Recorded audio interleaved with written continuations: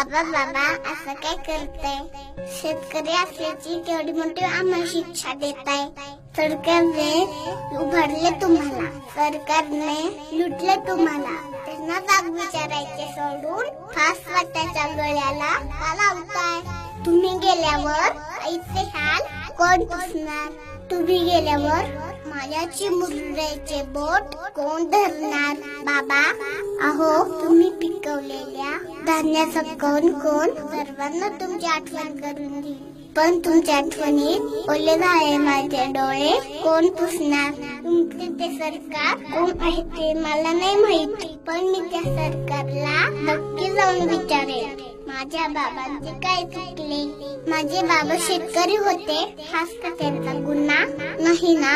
मग करोडो रुपयांचे कर्ज धनिष्ठांना माफ होते, मग माझे बाबा का फास घेतायत? माझ्याही बाबांचे कर्ज माफ करा ना.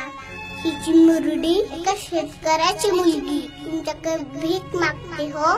शेतकऱ्यांचे कर्ज माफ करा, माफ करा.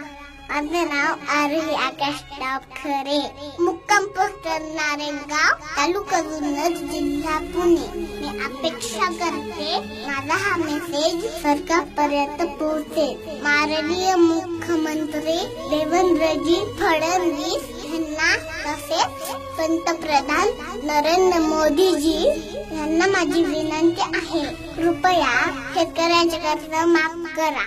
धन्यवाद.